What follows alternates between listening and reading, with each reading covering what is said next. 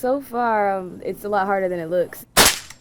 It seems like it's easy, like you just grab the gun and shoot, but there's a lot more to it. No finger on the trigger until you're ready, okay? We're hot.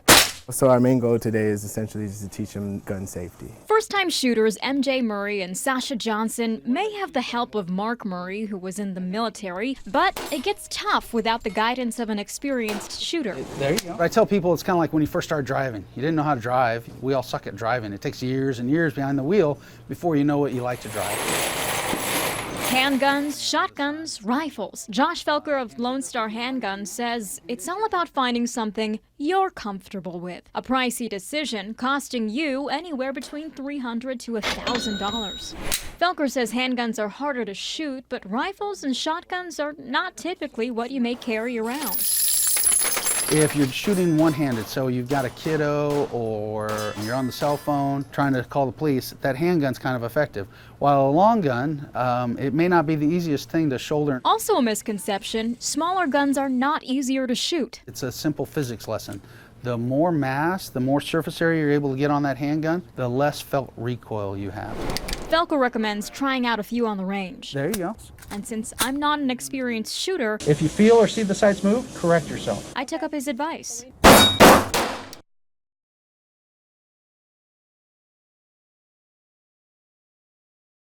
It's been 48 hours since the storms rolled into the Rio Grande Valley, but still, this is what many areas look like: flooding. Drainage systems are at maximum capacity, preventing this water from receding and adding to the damage that we're seeing throughout this area.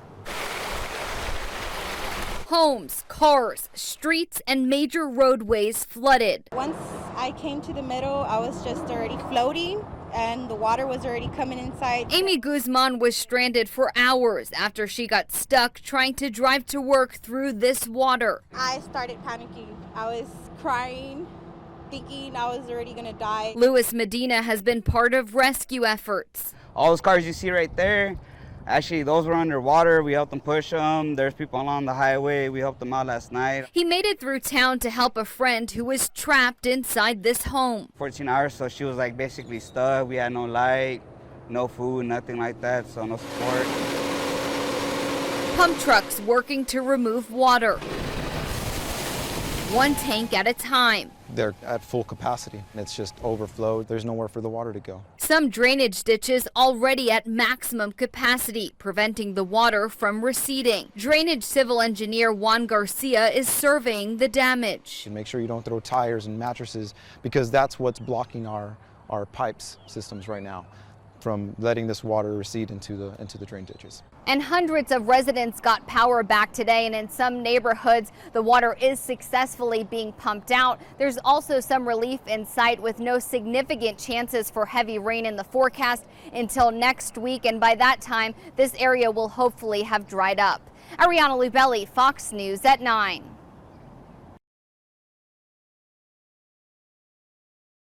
The industry just keeps evolving, and so we're evolving with it. They're everywhere and don't have any signs of rolling out of town. We also have the next generation that's coming up, and that's our Gen 3s. Good things come in small packages. Not in this case. People have sued the company. Cities have issued fines, and some couldn't hold in their anger any longer. But operational manager Ignacio Hernandez wants the people to know the benefits behind electric scooters. We promote us not having a carbon footprint. Hernandez believes Lime will keep scooting around the city despite some setbacks. We do what we can as far as our obligations with the city, but we also have to go past that and be a better company.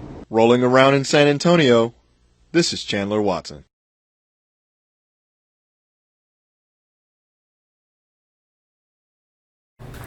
Bonnie Carr lives with rheumatoid arthritis. You cannot move sometimes. It's a painful condition in her ankle, making every step unbearable at times. Sometimes with my feet, I cannot touch the ground. I gotta wait to warm them up, and then I can start walking.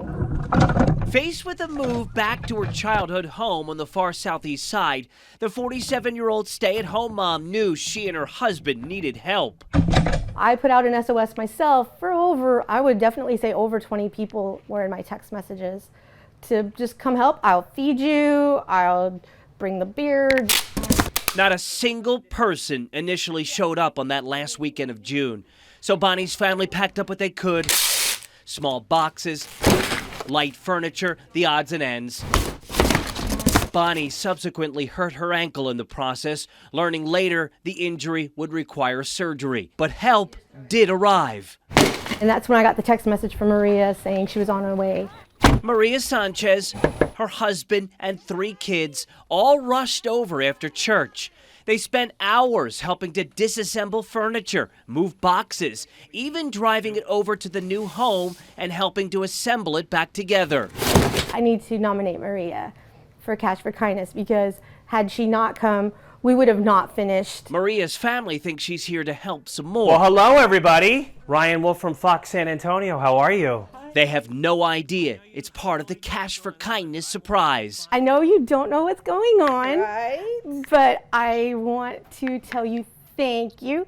But I want to tell you thank you in a special way. So I called Ryan. So we're telling San Antonio that there's great people like you in this world. Tell me, how are you feeling right now? I'm nervous. Why? Tell me why. Because I don't all this. But I mean, normally what I do is what I do. This is what we do. We help out each other. In my pocket, a stack of $100 bills on behalf of Fox San Antonio. 500, 600, 700.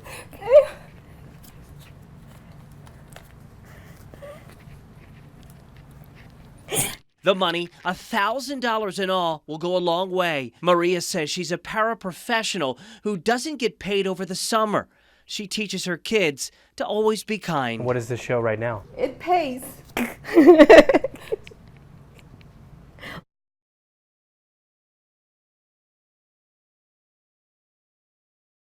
You can see how devastated it is in here. There's not much to find in this home. And it's like a bad dream. But Bill Golden still searches through it.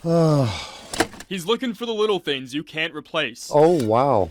Me and my father here. Framed memories. Take it a day at a time. Are hard to come by now. I lost my Army pictures. That's a part of my life there that I've been a loss to. Last night, Bill lost more than memories. His roommate and good friend died in the fire. It really hurt. It's a sorrow. It's hard to describe in your heart. He was very close, like a brother. Bill's roommate came out of his room and knocked on his door and yelled fire. Bill picked up his garden hose to try to put out the flames. And I think he was just trying to rescue his cats, and he stayed in there too long. I think that's what happened. And it's hard. It hurts when he told me his friend died. But I let God handle it. Clothes, I'm gonna wash it. With the help of his friend Maria, He don't have nowhere to go. Bill is leaving his home behind Can't give up. and starting anew.